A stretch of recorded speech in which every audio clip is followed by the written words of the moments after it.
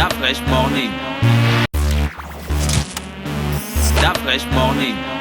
Sur les 104.5 Urban FM, la station urbaine avec Gina dans le petit clin de Civic. C'est ça, Gina? Oui, c'est ça. Et donc, aujourd'hui, comme je vous le disais, on parlerait bien sûr de l'évolution du Covid-19 dans les provinces. Si vous avez regardé le point de la situation, donc la conférence de presse spéciale Covid-19 faite par le porte-parole du COPIL chaque soir, vous avez certainement dû avoir les nouvelles statistiques du Covid et c'est ce qui a bien sûr inspiré la rubrique de ce matin. Donc, pour vous rafraîchir un petit peu la mémoire, on va partager ça avec vous. Sachez que désormais, à Mandji, il y a un cas. À Benguier, il y en a un. À Port-Gentil, il y en a 3. À Lambaréné, il y en a 32. À Libreville, bon, ça on n'en parle plus, 1816. À Bifoun, il y en a 14. À Ekouk, il y en a 1. À Makouké, il y en a 4. À Bitam, il y en a 6. À Oyem, il y en a 1. À Mounana, il y en a 7. À Moanda, il y en a 30. À Mvengue, il y en a 15. À Lastourville, il y en a 9. Et tenez-vous bien, à Franceville, il y en a 298. Donc, si on met de côté l'épicentre donc de la maladie dans le pays, donc on met de côté Libreville, vous comprenez que toutes les autres zones du pays que j'ai présentées sont dans des provinces parfois, voilà, c'est dans des zones assez reculées, par exemple Makouké, Makouké c'est pas très loin, mais disons que c'est quand même un village, tu vois, tu as Mounana, tu as des endroits comme Benguier ou comme Mandji, c'est vraiment des zones qui en temps normal, voilà, c'est déjà un petit peu compliqué. Donc imaginez encore qu'on rajoute à ce cocktail de difficultés la question du Covid, vous allez avoir un petit peu la situation dans laquelle les populations évoluent là-bas.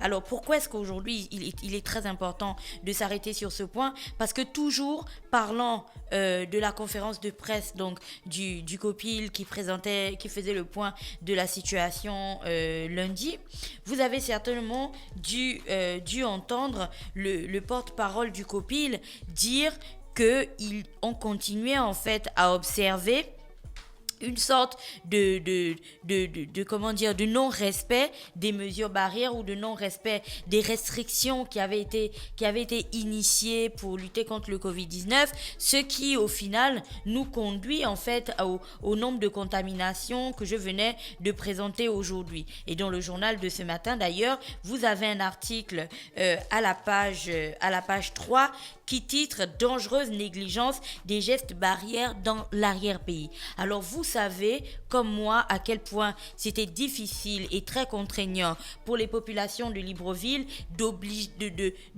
d'obliger en fait, d'initier ou d'accepter le port du masque, rien que concernant le port du masque. Un port de masque qui aujourd'hui, on a l'impression que tout le monde en fait l'a adopté, mais c'est vraiment parce que dans Libreville, il y a encore des postes de police ici et là et que voilà, on met vraiment parce qu'on n'a pas envie de se faire embêter par un militaire ou par un policier, mais en réalité, dès que quelqu'un passe un petit peu la barrière de sécurité, ça y est, il continue sa vie de manière totalement normale. Et vous pouvez aussi observer l'autre phénomène qui est le fait que tout le monde, enfin une grande partie des personnes que vous croiserez ont leur masque en fait en dessous du menton. C'est qu'on n'a pas peur en réalité du Covid, on a vraiment peur de la police, on a peur des militaires, on n'a pas envie de se faire embêter. Donc on le met juste pour montrer qu'en fait j'ai un masque, mais en réalité personne ne le met vraiment et personne ne le met convenablement. Alors voici la situation dans laquelle nous sommes à Libreville. Nous avons encore une autre situation à Libreville qui est celle du non-respect des mesures. Hier, on vous les rappelait, vous vous souvenez, interdiction de rassemblement de plus de 10 personnes, interdiction de faire des sports collectifs, éviter au maximum les déplacements non essentiels et ce genre de choses. Mais aujourd'hui, j'invite tout le monde à jeter un coup d'œil, ne serait-ce qu'à sa fenêtre ou à la terrasse ou ouvrez la porte de votre maison et regardez autour pour voir que la vie a repris son cours. En fait, tout évolue normalement comme s'il n'y avait pas de problème du tout, surtout dans les quartiers où les enfants jouent ensemble, où les personnes le matin, le week-end et tout ça font du sport collectif, ils font du fitness, du crossfit, des machins, ils sont 10, 15, 20 personnes regroupées au même endroit, où à 16h, vous allez voir qu'il y a des adolescents qui jouent au foot, et il y a surtout cette idée reçue que les enfants et les adolescents, le Covid n'a pas de grands effets sur eux, donc en réalité, voilà, on s'en fout. Il y a aussi l'autre information selon laquelle, oui, mais en fait, le Covid aura vraiment un effet hyper dur et hyper dangereux sur toi si tu as déjà une comorbidité et tout, mais si normalement tu fais du sport et que tu vas bien, tu n'es pas gros et ce genre de choses, t'inquiète, le Covid n'aura aucun effet. Et c'est pour ça que j'ai vraiment bien aimé la conférence de presse hier quand le porte-parole du COPIL disait que devant la montée, donc je cite, devant la montée progressive des cas de Covid-19 dans notre pays, nous devons renforcer les mesures de prévention contre cette maladie avec la restriction des sorties non essentielles, parce qu'aujourd'hui, en réalité, il y a des personnes qui, c'est pas nécessaire en fait qu'elles soient dehors. En fait, elles n'ont pas de grandes activités à faire, sauf qu'on a continué à vivre comme si il n'y avait pas la maladie. Bien que le gouvernement, donc je continue, ait décidé d'instaurer à nouveau le confinement partiel, nous constatons une grande circulation humaine dans les lieux publics au moment où la règle est de limiter les sorties non essentielles, plus particulièrement pour les personnes ayant des comorbidités qui sont vulnérables face à la maladie du coronavirus. En effet, les récentes données de nos hôpitaux, il faut bien écouter, montrent combien de fois l'association Covid-19, hypertension artérielle, diabète, asthme et obésité peuvent être très dangereuses pour les populations. Et écoutez encore cette partie, environ 60% des patients hospitalisés qui présentent les symptômes ont des comorbidités. Pourquoi c'est important de parler de ça aujourd'hui ? Parce que au-delà du diabète et au-delà de l'hypertension, tu sais que, comme je venais de le lire, on vient bien sûr de mentionner aussi désormais l'asthme et l'obésité. Chacun de nous connaît au moins une personne dans son entourage qui souffre d'asthme. Quand je dis connaître, c'est pas essentiellement dans sa famille, mais on a tous été dans la classe avec cette fille qui avait de l'asthme ou avec ce garçon qui avait de l'asthme et qui pouvait pas faire du sport et tout. C'est une manière de dire qu'au Gabon, l'asthme c'est vraiment une pathologie. Enfin, dès que tu as donné à quelqu'un sa ventoline et tout, ça va, mais c'est genre une pathologie qu'on peut qualifier genre banale tellement elle est courante et tout. Mais c'est justement ce qui rend encore ça plus dangereux parce que les patients qui souffrent d'asthme aujourd'hui rentrent dans les patients qui sont vulnérables en fait vis-à-vis du Covid. Et à côté de l'asthme, tu as l'obésité. Alors l'obésité, c'est aussi quelque chose qui n'est pas très bien connu au Gabon. Parce que quand on voit obésité, on voit véritablement quelqu'un qui est du genre, comme on dit, tu peux pas passer les portes, tu t'assois dans un taxi, tu prends 2 places, de genre, mais vraiment quelqu'un qui est en excès, en super poids. Mais non, en fait, on n'est pas obligé d'être du style énorme pour être classé dans la catégorie des obèses. C'est clair que quand on voit la masse pondérale de quelqu'un, on sait déjà qu'il est obèse. Mais il y a des personnes qui peuvent avoir une forme assez qui pourrait, tu sais, quand on parle des gens, on dit oui, mais tu sais, il est en forme comme ça, là où elle est en forme. En gros, tu as un petit peu, tu vois, tu as un petit embonpoint, mais sans forcément être voilà, obèse. On va pas forcément te dire que tu es obèse. Les obèses, l'image qu'on a des obèses dans nos têtes, c'est des personnes qui, tu vois, elles ont du mal à marcher, elles sont vraiment énormes, on dirait des sumo.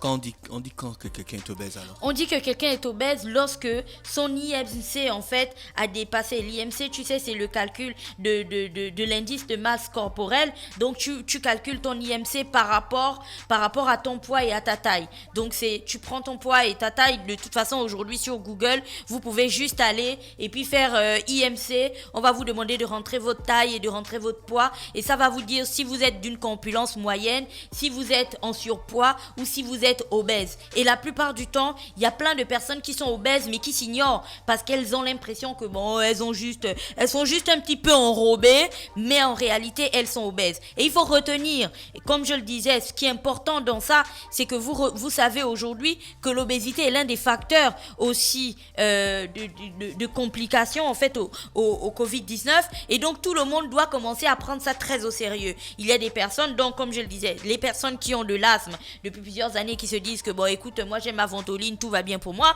Sachez que vous êtes vraiment des personnes hyper vulnérables, tout comme celles qui ont de l'hypertension ou du diabète. Après tu as celles qui sont un petit peu enrobées, qui sont un peu en surpoids et qui se disent ouais non mais c'est bon, ça va de là je perds du poids. Allez calculer votre IMC parce qu'une fois que vous êtes dans la catégorie des obèses, vous êtes des personnes à risque, et c'est pour ça que c'est important de regarder les conférences de presse du COPIL et de tirer les informations importantes de là-bas. Alors aujourd'hui, comme je le disais en introduction, on parlerait bien sûr de la contamination au Covid-19 dans les provinces, et je vous présentais donc les différentes provinces qui sont touchées aujourd'hui au Covid-19. Si vous remarquez les différentes zones géographiques que j'ai présentées, des villes et pour certains des villages, on va plus revenir sur comment ils ont fait pour être contaminés. Ça, c'était la rubrique d'hier. Je vous invite d'ailleurs à aller la regarder sur YouTube si vous le souhaitez. Par contre, aujourd'hui, on va rester sur une analyse claire. Comme je le disais en introduction, c'était déjà très difficile pour nous à Libreville, dans le grand Libreville, d'exiger de tout le monde qu'ils mettent un masque et surtout qu'ils respectent les mesures barrières, le fait de se laver les mains, et surtout, c'était une autre étape de travailler véritablement sur le mind des gens pour casser le fait que le Covid soit une maladie qu'on peut tout simplement régler en faisant le ifoulou par exemple, ou en mangeant quelques plantes de la forêt, ou en s'asseyant, ou en prenant des tisanes avec du gingembre, du citron, des machins. C'était vraiment toute une grosse campagne. Il fallait beaucoup de communication pour mettre ça dans la tête des gens. Il a fallu qu'on commence à observer les premières personnes qui décédaient du Covid-19 pour se rendre compte qu'en vérité, cette maladie est beaucoup plus sournoise que ce qu'on croit, et elle est beaucoup plus dangereuse que juste un gros rhume comme elle était présentée dès le départ.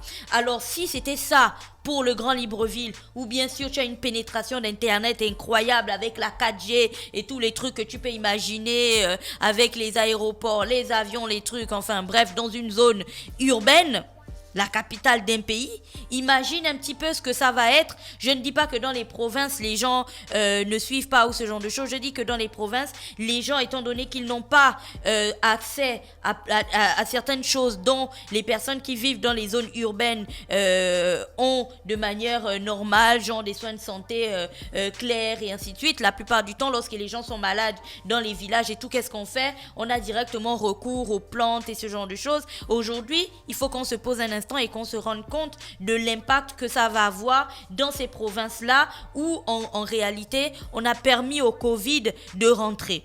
Deuxièmement, l'autre chose qui doit nous permettre qui doit normalement nous inquiéter aujourd'hui, c'est le fait, comme je le disais hier, qu'aujourd'hui dans les provinces, vous savez, quelqu'un peut être à Libreville, tu as tes petits-enfants ou tes enfants qui vivent à Libreville, mais en réalité, les grands-parents, les vieilles personnes et tout, elles vivent toujours en province parce que c'est là-bas qu'elles font leurs plantations et puis c'est là-bas qu'elles construisent surtout leur maison pour finir leurs vieux jours.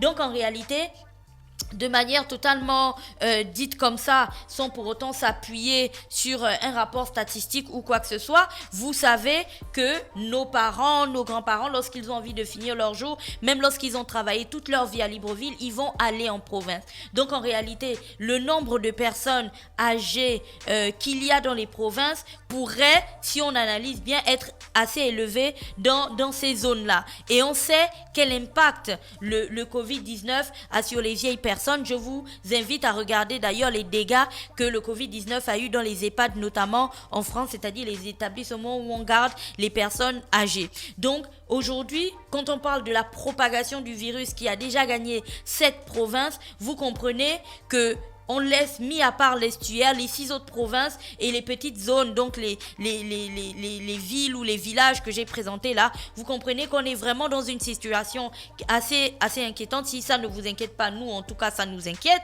Et donc on devrait tous travailler à faire en sorte que la situation en fait soit inversée dans ces provinces-là et que les gens respectent les mesures barrières. Pourquoi je dis qu'on devrait tous faire ça? Quand vous regardez le journal L'Union de ce matin, je vous en parlais brièvement, je vous disais qu'à la page 3, il y a un article qui est intitulé Dangereuse négligence des gestes barrières dans l'arrière-pays. Et ça, on va repartir à la somme des rubriques que l'on avait faites ici, où on parlait de la dangerosité des fake news, où on parlait de la dangerosité d'envoyer des petites potions bizarres aux gens, des informations qu'on n'avait pas vérifiées et ce genre de choses. Donc toutes ces personnes qui vivent en province, étant donné que Libreville vit un petit peu au rythme du Covid depuis à peu près 2 mois, ces personnes-là en fait regardent et prennent les informations des gens qui sont à Libreville sur comment ça se passe, comment est-ce qu'on va, enfin... elles découvrent en fait, ces personnes, elles découvrent en fait le Covid, bien que le Covid passait déjà à la télé depuis plusieurs mois, bien qu'on en parlait et ainsi de suite, mais ce n'était pas dans leur zone. Je veux dire qu'en province, les gens continuaient à vaquer à leurs occupations. Et donc aujourd'hui, quand on vous dit qu'il y a une dangereuse négligence des gestes barrières dans l'arrière-pays, vous comprenez qu'alors les campagnes de communication qu'on a initiées depuis, qui passent à la télévision, à la radio et tout, dans les journaux, ainsi de suite, les gens dans l'arrière-pays ne se sentaient pas concernés. Parce que s'ils se sentaient concernés, à l'heure actuelle, dès le premier cas, par exemple à Franceville, les gens, ils auraient directement adopté le port du masque. Dès le premier cas, je ne sais pas, à Mounana ou dans quelle autre zone que j'ai présentée ce matin, les gens, ils auraient respecté ça de manière très très stricte. Mais vous comprenez qu'on a encore un problème avec l'assimilation en fait des informations qui sont données sur le Covid, où on se dit qu'en réalité, les gens qui meurent, c'est eux quoi. Vous voyez, c'est eux. Et puis les gens qui sont contaminés, c'est eux aussi. Et qu'en fait, nous, ça ne nous atteindra pas, ça ne nous touchera pas. On ne se sent pas plus concernés que ça. Or, aujourd'hui, il y a une véritable urgence. Et c'est une urgence qui va à l'endroit aussi bien des autorités que des populations. Il y a une véritable urgence d'amplifier les messages de communication parce que l'on n'est plus sur une lutte ou sur une riposte contre le coronavirus dans le grand Libreville qui regroupait quelques milliers d'habitants. On est vraiment sur une riposte qui concerne maintenant 7 provinces et les 7 provinces en question. Imaginez un seul instant comment faire en sorte que toutes ces personnes-là respectent les mesures barrières parce que comme le journal le mentionnait ce matin, depuis quelques semaines déjà on enregistre près de 500 cas chaque semaine.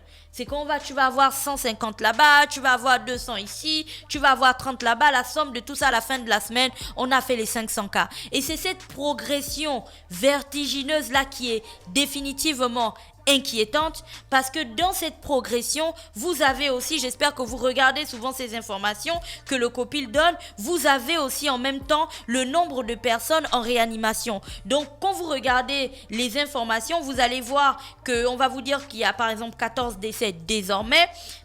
Vous avez 123 personnes hospitalisées et vous avez 11 personnes en réanimation. Dans les autres conférences de presse, parfois il y en a 9, parfois il y en a 7. Et c'est important de regarder ça parce que vous voyez en fait l'évolution des cas des personnes. Donc une personne qui était avant hospitalisée et qui est transférée en réanimation, son état physique s'est donc dégradé. Et ce sont des informations qui sont hyper importantes à regarder aujourd'hui. Parce que comme on le disait hier, si pour Libreville, on est déjà en train d'envisager la mise à disposition du stade d'Angonje pour la création d'un hôpital de campagne, imaginez un seul instant ce que ça représenterait dans les provinces.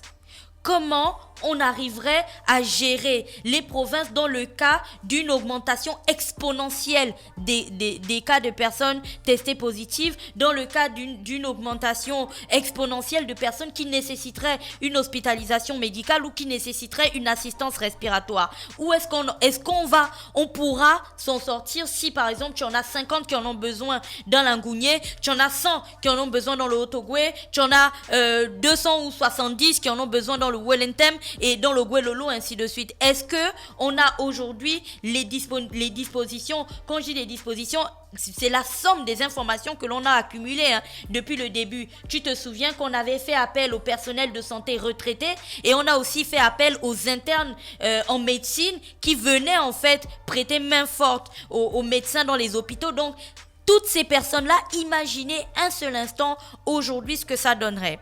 Alors, on n'a pas envie d'arriver là et c'est pour ça qu'avant qu'on arrive là-bas, bien sûr, dans cette situation qui serait hyper dangereuse et hyper compliquée pour tout le monde, il est temps que l'on amplifie tous ensemble le respect en fait des mesures et la communication sur les bonnes mesures. Si les cas ne cessent d'augmenter, je ne sais pas pour vous, mais à Franceville, il y a 298 cas avec il y a eu quoi plus 3 cas hier. Donc, si vous regardez bien l'augmentation des cas de Franceville, il faut repartir au premier cas de Franceville pour voir comment ça a augmenté dans cette zone-là du pays. Alors pourquoi ça a augmenté comme ça quand depuis 2 mois, on est vraiment passé dans une communication à outrance sur le Covid-19? On peut dire qu'à Libreville, on s'est arrivé le temps de se familiariser avec la maladie, avec les gestes barrières et tout ça. Ça a pris du temps. Du coup, on a un petit peu laissé la porte ouverte à un moment donné à la maladie qui a gagné du terrain jusqu'à atteindre 1816 cas aujourd'hui. Mais à Franceville, à la télévision et à la radio, ça fait des semaines et des mois qu'on parlait du Covid. Donc en réalité, dans ces zones-là, les gens savaient que le Covid existait. Ils ont regardé les conférences de presse qui passaient à la télévision, qui informaient sur les mesures à respecter, sur les choses à faire et à pas faire. Mais vous comprenez qu'encore aujourd'hui, le fait de banaliser la maladie à Libreville, le fait de continuer à vivre comme si de rien n'était, le fait de continuer à vaquer à ses occupations de manière totalement insouciante, ça contamine aussi nos parents, frères, sœurs, amis et connaissances qui se trouvent à l'intérieur du pays, qui se disent, bon écoutez, si Dafresh, il continue à vivre normalement, si Gina continue à vivre normalement, c'est qu'en réalité à la télé, tout ce qu'on nous dit là, c'est juste pour nous foutre les pétoches, mais en réalité, le truc n'est pas aussi dangereux que ça. Or, la maladie est véritablement dangereuse et beaucoup plus sournoise que ce qu'on pense. Donc aujourd'hui, c'est une urgence. La communication telle qu'elle était initiée, axée uniquement sur le Grand Libreville et ainsi de suite, il faut désormais changer tout le message. Il faut désormais changer de stratégie. Il faut une communication beaucoup plus agressive envers les populations pour leur présenter les dangers réels de cette maladie et surtout comment faire pour l'éviter. Et d'un autre côté, ça c'est la responsabilité donc des autorités. D'un autre côté, en tant que population, en tant qu'individu, en tant que Gabonais lambda, ainsi de suite, chacun a sa part à jouer. Dans la question du Covid-19, il ne s'agit pas de moi, je me protège ou de moi, je connais, et puis toi, tu connais pas. C'est vraiment chacun de nous qui doit aider en fait les autres à se sortir de cette situation. On partage les bons gestes, on partage les bons messages, on arrête avec les fausses informations, on arrête avec les choses qui ne permettraient pas en fait aux gens de s'en sortir ou qui mettraient les gens en fait dans le flou, ou en gros, tu ferais des photos avec ton masque sur ton menton et du coup les gens se diraient que voilà, on peut mettre les masques de cette manière. Parce que vu comment les cas évoluent, d'ici la fin de la semaine, on aura certainement atteint un nouveau cap.